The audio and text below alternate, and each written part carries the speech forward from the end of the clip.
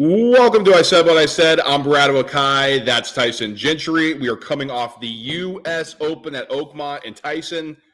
So it delivered, right? I mean, What? nasty conditions. The greens were insane. These guys are throwing the ball everywhere. The rough is gnarly.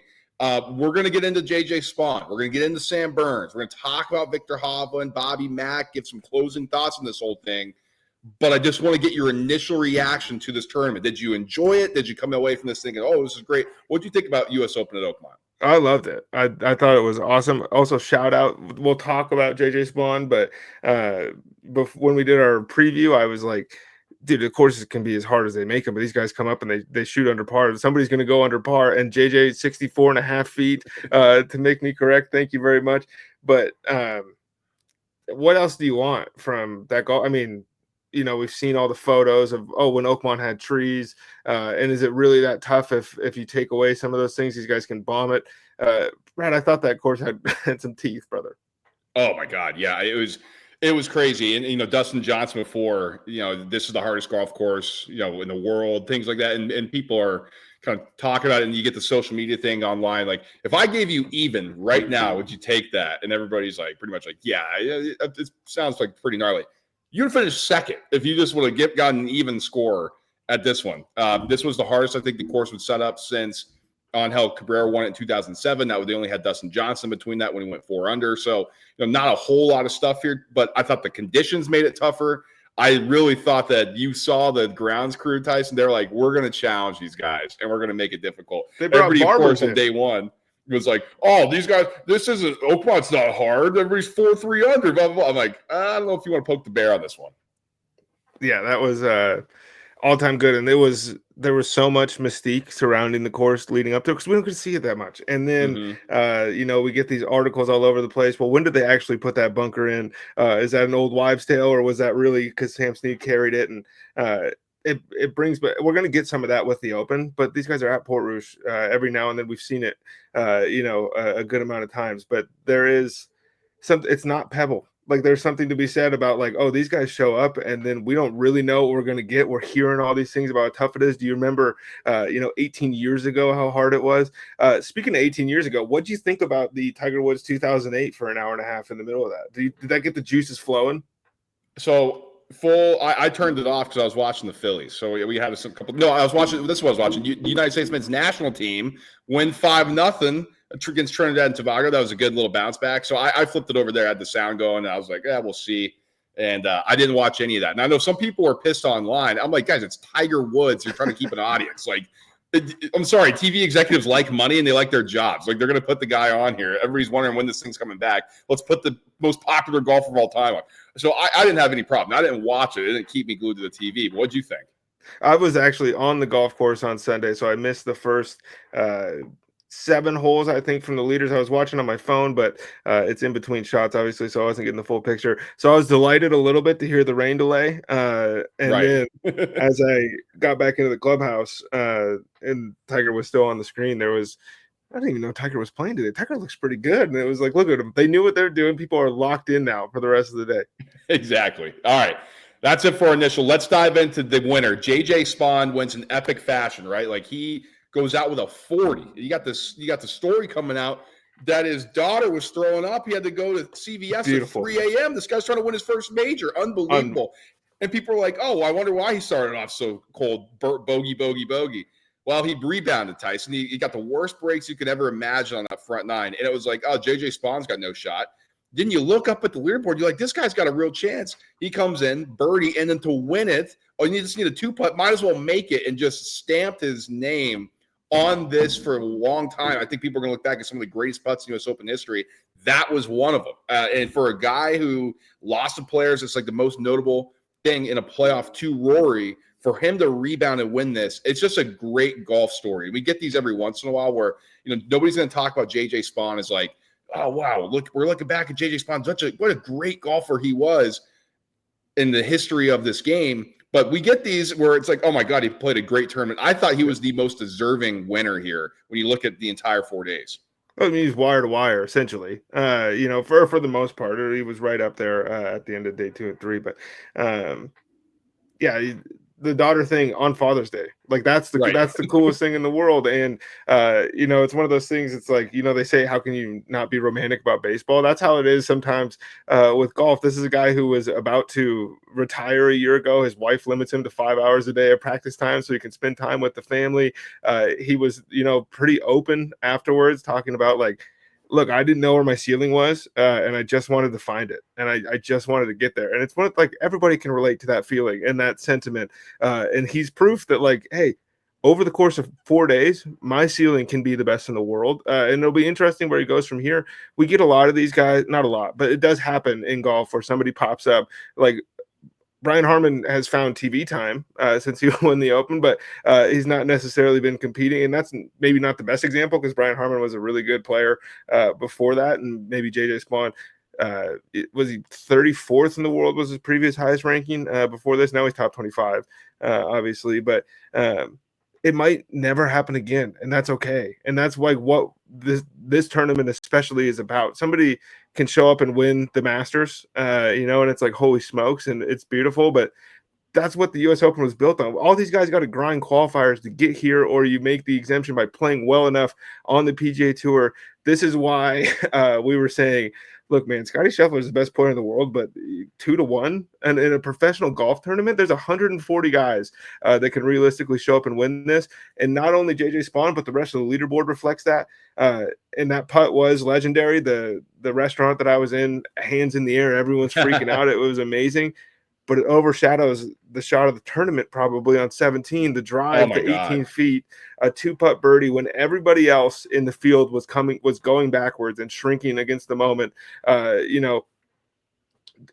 We saw Sam Burns and Adam Scott in that final group just not have the horses to get home.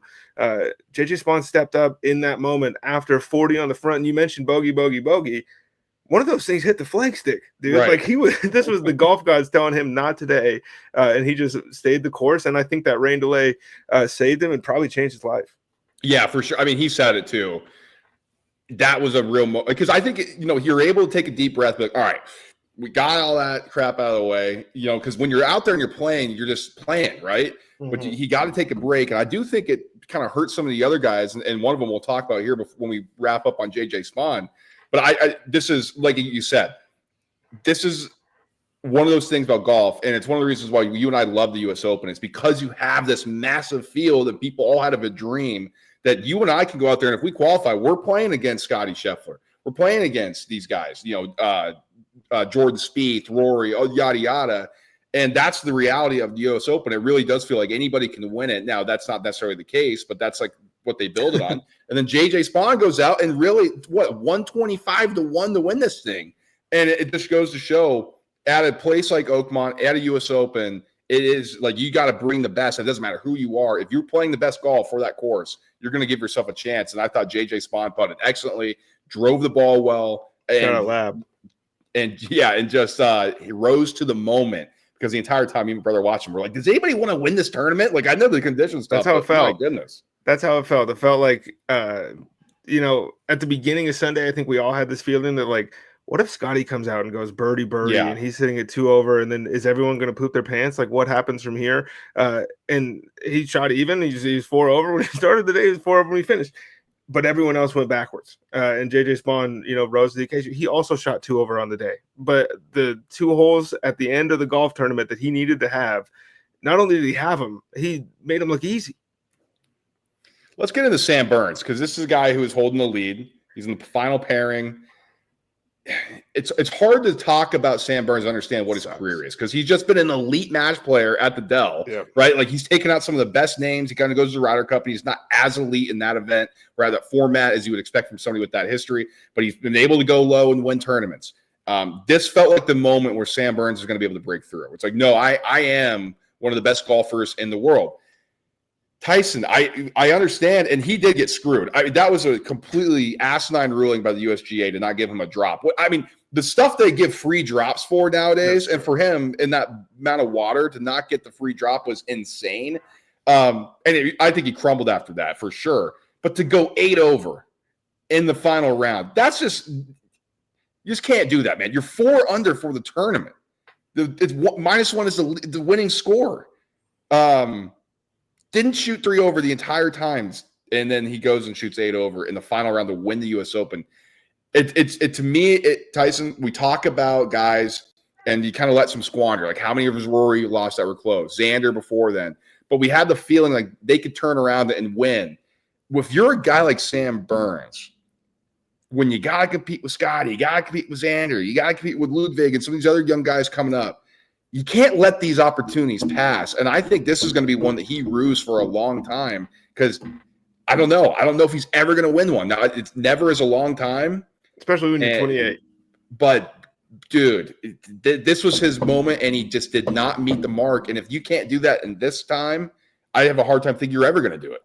Yeah, this was a leaderboard that shook out pretty well for Sam Burns to finally break through. Like you said, look, man, this hurts for our boy Bermuda Burns. We've been backing him a long time now, and it was like, we didn't even say anything to each other, and I think it's because neither one of us wanted to jinx it until Sunday when we started talking about Sam Burns, but it was like, he's going to do it. He's finally going to do this thing. We're going to be able to, cash the checks that our mouths have been writing for 5 years about this guy. In the standing water thing, like it sucked. I agree with you. The video floating around online though of the guy stomping his feet where it was is a little disingenuous because it did start raining again, and so it's hard to know for sure. But at the end of the day, like as a 28-year-old professional golfer, we can look at this and say, well, he competed and he was in the lead after 54 holes. He's got a chance to win a lot more of these things, or it can go the other way, as it often does in these, what happened to Mito Pereira? Like, this is a guy who a couple years ago you would have been like, oh, he just jumped Joaquin Niemann. He was second, but he crumbled down the stretch. And now this dude can't even sniff the cut line at half these tournaments. And he's a live guy too. But for Sam Burns, it sucked. It didn't feel quite as bad because we had Tyrrell Hatton going from one side of the bunker to the other side. We had Adam Scott, double bogey and double bogey, that stretch. And then, but when you look up at the end of the day, man, 8 over on a Sunday at a major that you should have won is brutal. Yeah. I'm scrolling through. Adam Scott went 9 over. And for those who made the cut, there was Ryan Gerard went 9 over. And then Philip Barbary Jr. went 12 over. So 12 over is the worst day. Then Scott and Gerard, and then Burns. Everybody else that played that, like, you're in the final group. And I know, and it's one of those things. The final group played day 4 at 17 over. Right. Like, that just can't happen. And so I'm curious to see where we go from here with Sam Burns. Now, it doesn't feel like golf is his entire life, and I could be wrong, but he's super close with Scotty. Scotty's got a ton of perspective. I wonder if he can lean on that and kind of use that. Like, if this is a bunch of other people, like we talk about Will Zalatoris too, when he lost a few of those majors, he's never gotten to that. And obviously the injuries have hurt, but that guy's all about golf. Right. And like, kind of wonder where he's at now. Or Jordan Spieth, when he lost a couple, like that guy's just a head case and he's all in the golf and he's trying to tinker maybe too much. I don't know if Burns is in that camp or if he's more in Scotty camp. Okay. There's some things life maybe greater than just playing golf, but we'll see. I mean, this is one though, if we're talking about winning majors, you don't win them very often. There's only 4 a year and pretty much 3 a year because Scotty's playing the Masters, and so it's hard. And he just let it crumble. And I'm very interested to see where this goes. I'm gonna keep keeping a close eye on Burns for the rest of the year. That's for sure. Yeah, I mean, it'll be interesting. How do you feel? There's been some debate on the internet. The golf is 75% of the way done, major season wise. By the time that we get to the end of June, people want to push back to August. Brad, do you want to remind people what happens in August and what the PGA Tour does not want to compete with for views? Yeah, I mean, you can't compete against football. I mean, what are we doing here, guys? Like, listen, I know, like, the golf sycophants are always the funniest. They're like the funniest fans to me, and we love golf, but it's like, guys, it's golf on TV. Like, it's fun to watch, and like people love watching the majors because you get stuff like this. Like, the Valspar is not doing this stuff, like they're shooting 28 under and it's a birdie fest. It's like fun when you're watching. It's like, yeah, it's not this where you guys are struggling. So I think, yeah, we got to remember that, golf people. So kind of last big think tank coming out of this for me here is just Viktor Hovland cannot break through. He was close. And Tyson, I'm tired of saying it's been close. I love Viktor Hovland. I picked him as one of the 5 most likely first-time major winners. I think he was second on my list, if I believe. I'll have to go double check that, but he was definitely on there. You, out of fear of jinxing him, just completely kept him off because you want to see him win. We both wanted to win. We're huge Viktor Hovland fans. Get down. But watching him on Sunday, Tyson, it just is something is missing constantly when he has to win here. And he wasn't hitting the irons great. Then he wasn't putting well. The driver found it. Then he's found the irons again, but he wasn't putting. Like, dude, if you're going to be the guy, if you're going to be the next generation here and start winning these major championships, that was a tournament you got to go out and take. Like, you were sitting there in striking distance. Sam Burns is crumbling. Robert McIntyre's up there. Cam Young, who's never won anything. Tyrrell Hatton, who can't do anything in a big moment. Carlos Ortiz, for Christ's sake. You're Viktor Hovland. You're supposed to be the next guy. You can't go out and win this thing. I thought that was tough. And he's getting to that point, Tyson, where we say it on the show all the time. It's our motto. You're going to have to start showing it to me. And instead of believing that Viktor can do it, which I do think he can, but instead of me saying, oh, this could, he could go out there and win this, I'm on the fence here where I'm going to say you have to show me now. And look, golf is a sport. Adam Scott is 45 years old, and he says he's got 18 months left of like going hard. So Viktor Hovland, by that logic, has another 18 years because he's 27. But he's running the risk of getting swallowed up by this era. That's kind of the reality of the situation. Xander Schauffele, two-time major winner, Olympic gold medal. Scotty Scheffler, everybody's familiar with what he's done. Bryson DeChambeau, second half of Rory's career. All of this stuff is like, are we going to look back at Viktor Hovland? Is it going to be the same thing as like, oh, Davis Love was super good actually, or like one of those, But that's a guy who won one, and that's the thing with Vic. He's got to break through, and it felt like this was going to be the chance because you got to squint really hard to talk yourself into Viktor Hovland winning the Masters. I'm not going to go as far as you will and say Scotty's winning that thing every year until he retires, but he might show up at the Open and win that whole thing. Like his scrambling in these events is the best in the world. And then we go to the Valspar, and it's like, dude, does Viktor Hovland forget that he's like how to use his wedges? Like, what's going on? It sucks too, because you can see the mental turmoil that he's going through, a little bit similar to what we saw from Sam Burns, but we see this from Vic every single time. It's like he's switching his swing in the middle of the round. And to have the season he had, I want to say it was a year ago or 2 years ago. I'm drawing a blank now as we do this. To win the FedEx and dominate the way he did in the second stretch. To completely change your golf swing is like, well, I just wanted to tinker with, like, dude, come on. You found what worked on this tour. You're beating the best players in the world. Like, this is how you found what you needed to find. Now you go out there and start winning these majors. And to tinker with that stuff throughout, and then to lose the golf swing, you got to go back to your old swing. Like, that's just too much. And that's what worries me about Hovland. Now, again, like you said, when we're doing the preview, if we go and like, Vic could probably win this thing, we're going to have a pick on him. He can win it. We'll see. But, man, it just, like you said, there are eras, and some people get swallowed up by it. And we'll look back like Mike Weir. Remember how good he was? World number one. David Duval. But it's Phil Mickelson. It's Tiger Woods. It's whoever else. Vijay Singh. Ernie and VJ. And you got to be a sicko to really kind of think, well, David Duval was world number one. Well, Mike Weir won the match. You got to really remember that. And if Hovland doesn't win one, it's going to be hard. Now, he's too talented not to, right? Like, this is an elite amateur golfer. Yeah. He won the low am, 7 years ago, I think it was, in 2018. So it's, and he's got 7 PGA Tour wins, I think. So it's not like we're talking about Tommy Fleetwood or somebody who's never won one, an event on tour. But they make signs for you in your hometown for 7 tour wins, and we think Viktor Hovland could be a statue guy, and that's kind of the issue here. Yeah, and that's a great way to put it. Like, I'm almost at the point where, like, dude, winning the 3M Open is sick. Like, good check and good for you at the FedEx standings. You got to win one of these 4. It's kind of we're at that point. And there's 2 different things: the regular PGA Tour and the major season. And if you're not winning the majors, we're looking at you a little different, right? Like, we look at Xander way different now. He's got 2 to his name. Now Scotty started rounding things off. We're like, oh, Scotty Scheffler. So that's just the reality of the situation here. And kind of last thing before we get into closing thoughts. Bobby Mack and Robert McIntyre have just been a great story, and it was kind of fun for a while. And he's playing really good golf right now. And this is an emergence of Robert McIntyre that I think he's getting close to putting himself on. If he wants to come and be a full-time PGA guy and not do as much DP World Tour stuff and come over here, how many can he win? Can he compete for those lower level ones? Is it more so that he is one of these guys that shows up to the hard golf courses and plays well, like except Straka. I'm not quite sure. But what I do know is this guy's playing elite golf right now. And Tyson's got a prediction that he hopes comes true when we're doing the Open preview. And, man, it's hard for me to argue that he won't be in the running there.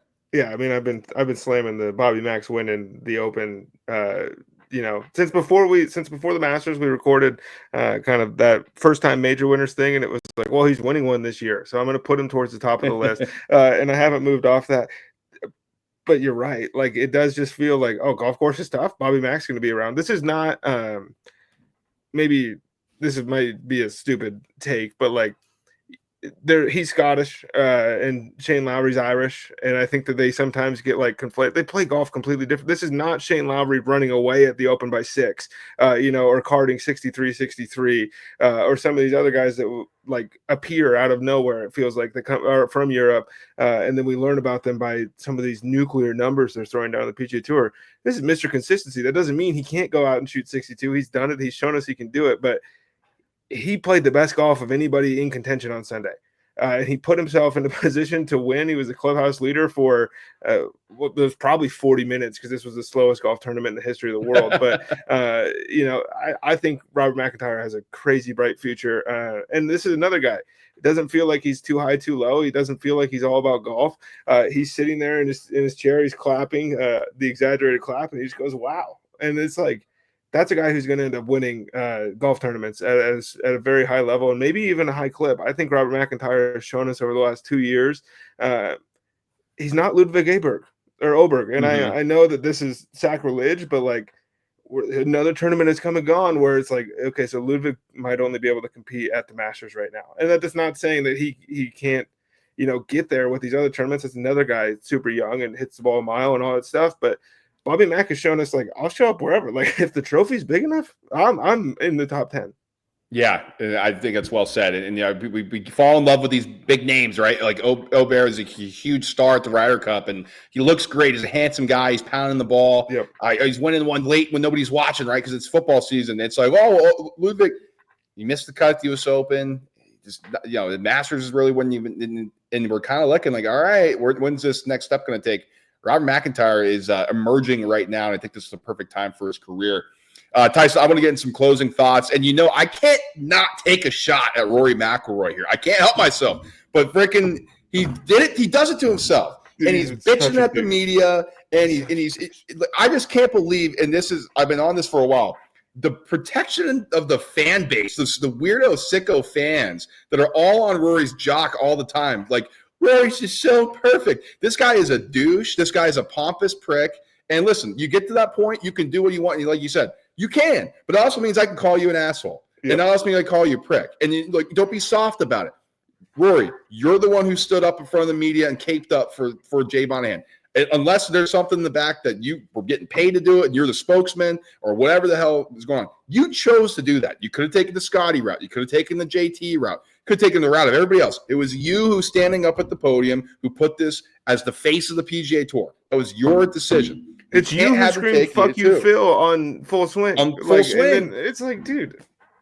Like, come on. And so now he's crying, oh, the media's treating me unfairly. This is what happens when you're a star. Like, sorry, buddy. Like, and you're the kid that boy wonder over in Europe. How do you not know this comes with the territory? So that was driving me crazy. Scott Van Pelt, my brother in Christ, calls him out, which was great. About time somebody with a real platform and on ESPN, instead of coddling up to this guy, actually takes a real shot for a real reason. And then if I'm going to be taking shots at Rory Tyson, Shane Lowry is in the same boat. I'm so sick and tired of people kissing this guy's ass. He is a douche. He's throwing a fit on the golf course. Oh, I'm sorry. He's just some chunky fat guy with a beard. So we're all going to laugh at him. No, screw that. We need to be equal opportunity make funners here or rippers. And that guy needs to get ripped apart. And I'm glad people are starting to finally see it. People are waking up, Tyson. As a fat bearded guy, I don't condone the way Shane Lowry acts at some of these golf courses. Okay, I don't speak for all of us, but I speak for some of us when I say that. Dude, the thing with Rory, like the club throw that goes viral, and him smashing the tee marker goes viral. It's like throwing your own club is one thing. I'm not a club thrower on the golf course, but I play with guys who throw their clubs, and it's always kind of like, geez Louise, what's his problem? But it's not that big of a deal. When you turn around and break something on the golf course, when you got guys coming behind you, like that to me is like, okay, that's a crazy move. That's a wild move. That means you've probably never been punched in the face your entire life for like the way that you're acting.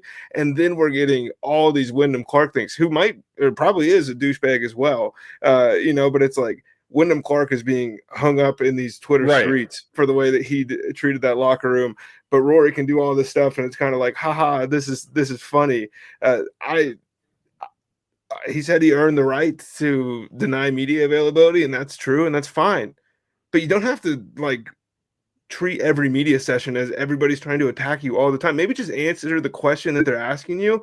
Don't provide more, or like, because they ask him a 5 word question, and it's a 15-minute answer where he works himself up, and now he's so angry, and then he goes out on the golf course and just acts like a baby. It's spoiled, it's entitled, and it is so golf. It is. My real closing thought.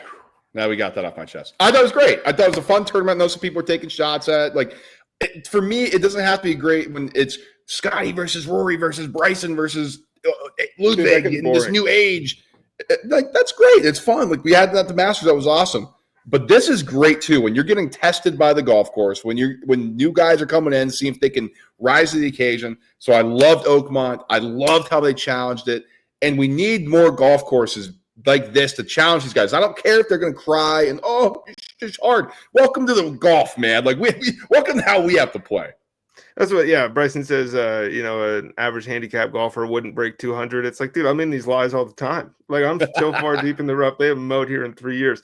Next year, the U.S. Open is at Shinnecock Hills. I think that one will be really fun as well. So we got back-to-back, and it's a completely different environment. Like, I'm not expecting, the type of golf that won here to win there next year. But if you're tuning into golf for just the Scotty versus Rory or the Bryson versus Rahm, like these heavyweight battles, that's all fun, but you need a palate cleanser. You need to be reminded that, again, there are 144 dudes in this field, and every single one of them has a chance to win this golf tournament. That's what this was, and I think golf needed a little bit, because since Scotty went on that tear and Scotty wins the PGA, it's like, is anybody ever going to beat Scotty Scheffler? It's like, dude, winning a professional golf tournament is like the hardest thing. It just, there's a reason that these winning percentages for these guys, it's 20%. It's like, holy this is Tiger Woods. Yeah, no, well said. And so, good stuff, Tyson.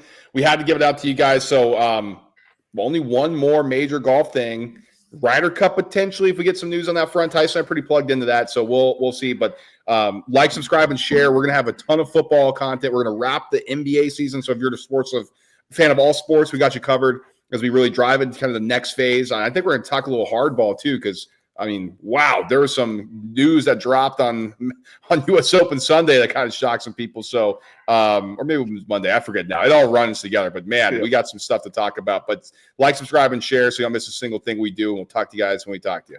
Peace.